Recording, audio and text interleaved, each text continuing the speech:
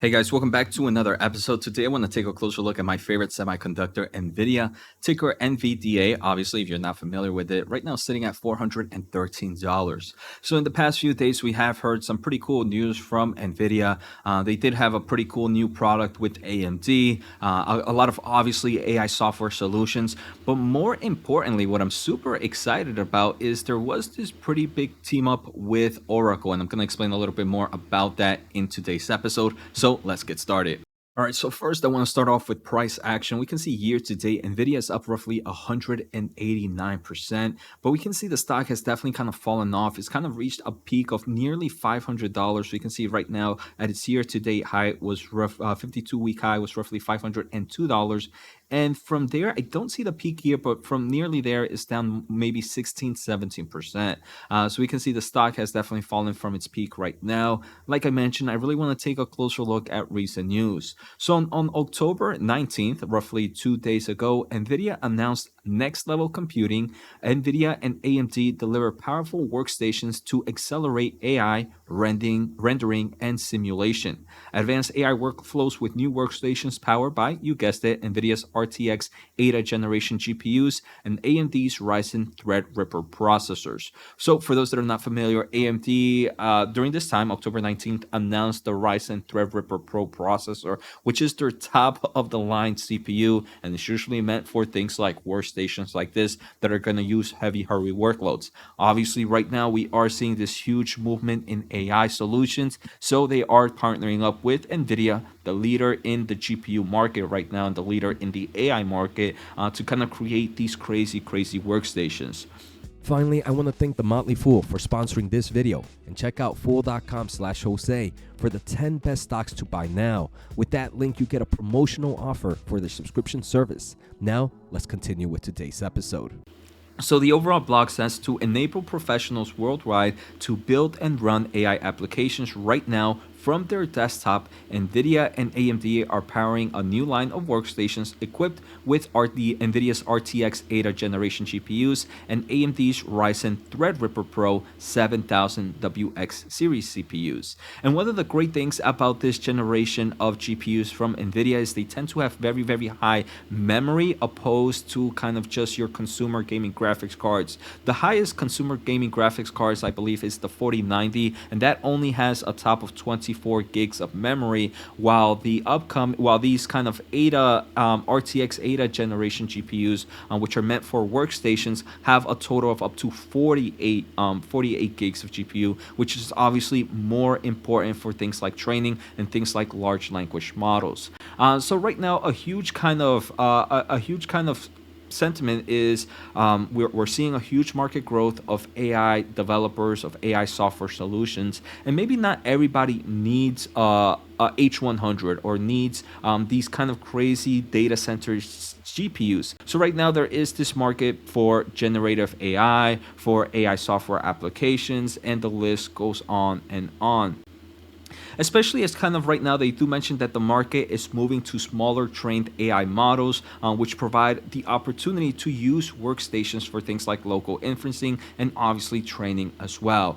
So I do believe this is a great move. The market right now in AI is not only in their data center products, but we're also kind of seeing it being pushed down to the workstations or sometimes even the high tier consumer products. I do believe the RTX 4090 is also a great solution for even a more price efficient GPU when looking for some AI solutions. Now I want to take a closer look at another article that the company released yesterday, October 20th. And this just kind of showcases the overall market opportunities for NVIDIA is not only in just like data centers, not only in forms of gaming, but it's also here in the health market. So we can see right now that GPU powered surgical simulation devices are helping train more than 2,000 doctors a year in lower income countries to treat cardiac blindness, the world's leading cause of blindness, thanks to the nonprofit Help Me See. So Help Me See is using NVIDIA's GPUs to kind of create a high quality visual, more realistic training environment for doctors to hone their surgical skills, right? And this is overall by creating a more realistic environment, and this is helping doctors train and perform actual testing, right? Or virtual testing to some extent. The companies and these nonprofits are also working with Intel's and their AI team to maybe develop future AI products with maybe solutions. So working with NVIDIA, the team is investigating AI models that could provide trainees with a real-time analysis of the practice procedure and offer recommendations for improvements. So overall, we can see how in the health market, GPUs, AI, machine learning can definitely be beneficial. I want to take a closer look at some other news, but first I do want to say thank you guys for the support. We just hit 28,300 subs here. I'm trying to hit 30,000 by the end of the year, so make sure to hit the thumbs up and the subscribe button. I do have weekly exclusive semiconductor videos. Click join to learn more about the membership here on YouTube. Check out fool.com/Jose for a special offer, free newsletter at josenaharo.substack.com, and free semiconductor news at semiconductorwatch.com. So the third thing I want to take a closer look at is more of an AI agent breakthrough. So Eureka, NVIDIA research breakthrough, puts new spin on robot learning. So this AI agent is using large language models to automatically generate reward algorithms to train robots to accomplish complex tasks. So NVIDIA kind of just talks about how this NVIDIA research team, and there is this nice research paper behind it, is showcasing how using some of NVIDIA's solution like NVIDIA's Isaac Gym, NVIDIA's Omniverse, and using obviously the power of GPT-4, Eureka is able to help train robotic solutions to complete various tasks. We can see, I don't know if I can fast forward here, but some of the tasks are like moving a pot, opening a drawer, moving something from one location to another location. Here we can see this is just the spinning of a pen right here, but there's different other solutions. Here we can see catching a ball, juggling a ball, and doing so much more. So I do believe this kind of showcases the future. Again, we saw earlier with health robotics, now obviously using NVIDIA solutions and GPUs and software solutions, we can see how NVIDIA's products can also be used in the robotics market. So I do believe that's kind of good news for NVIDIA. Some other things is NVIDIA also did announce that they are expanding their robotic platforms to meet the rise of generative AI. I do believe this kind of goes back to what we just saw there with Eureka, but more than 10,000 companies building on NVIDIA's Jetson platform can now use generative AI, APIs, and microservices to accelerate industrial digitalization. So for those that are not familiar, let's take a closer look at NVIDIA Jetson. So NVIDIA Jetson is NVIDIA's robotics products. For example, they have a lot of solutions that are used for robotics, and different. We can see how they're using it to build, or startups are using their products to build kind of automated robots for deliveries, for other things like that as well. So they have this huge platform built, and they have this huge product market here, and that's why I do believe the robotics market is such an underrated market for NVIDIA, because no one talks about it. But NVIDIA has mentioned it that, hey, they are kind of increasing the framework of their NVIDIA Jetson platform, of their Isaac ROS, and ROS is kind of the robot operating system that's used globally right now. I remember in my engineering heydays when I used to work at a few cool companies, ROS was was what we would use when developing any forms of robotic movements. But we can see NVIDIA is continuing to improve their solutions here to kind of grow the kind of robotics market that we have right now. So I do believe this is great news for NVIDIA. Now, the final thing I want to take a closer look is what I believe is the most important news for NVIDIA, and that is, I'm not sure why I don't have it open. Let me just open it for you guys. Is NVIDIA and AI is NVIDIA's AI now available in Oracle Cloud Marketplace. So in an industry first, Oracle Cloud Infrastructure expands enterprises' access to NVIDIA's DGX Cloud AI supercomputing platform and NVIDIA AI Enterprise. So for those that are not familiar with NVIDIA's DGX Cloud, this is kind of their competition to cloud providers, but some cloud providers are kind of embracing it a little bit, especially Oracle. I do believe Oracle might be embracing it a little bit more because maybe they might be working with NVIDIA and saying, hey, look, Oracle is still nowhere near the top three players. It's nowhere near Amazon, nowhere near Microsoft, and nowhere near Google Cloud. So they might be saying, hey, look, NVIDIA, look, we'll kind of really put you in here first with your DGX Cloud.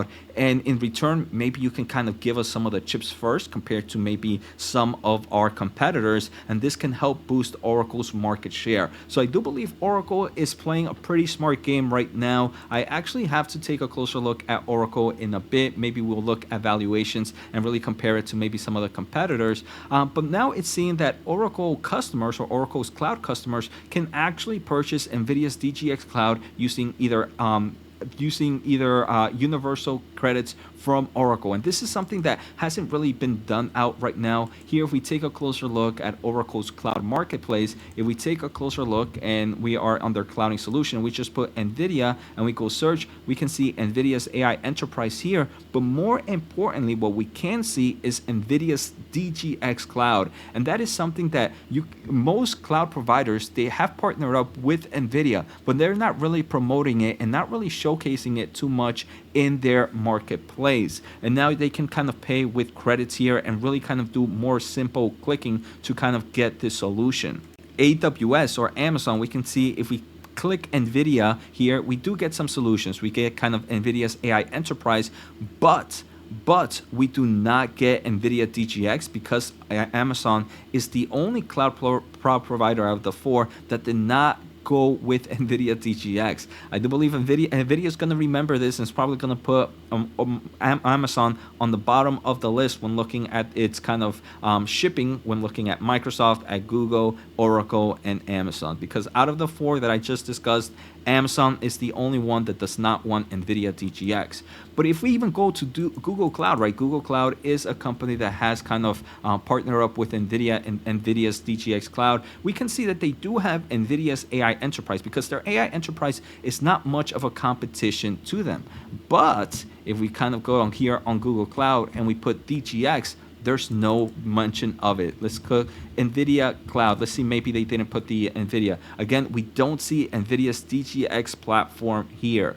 I do want to say, I don't know if NVIDIA knows, but the only other one that has it was Microsoft. If we go to products here in the marketplace and we click NVIDIA, NVIDIA does have their AI Enterprise, and we also did see we have to kind of look for it. I don't think they really have it up here. DGX Cloud, right? So they do have DGX Cloud. I wonder if NVIDIA was not familiar with that, or if Microsoft just recently did it as well to kind of showcase some good faith with NVIDIA. But I wonder if maybe the partnership with Oracle makes it a lot easier. It might be a lot easier than doing it here with Microsoft, but it seems pretty easy to do it with Microsoft as well. But I do believe this is a big move. I do believe that NVIDIA is really trying to build some competition in the clouding space, even though they say that they're not. It's going to obviously help with their software margins, and I do believe this announcement is one of my favorites that I've seen in a while. Now, like I promised, I want to take a closer look at PE ratios.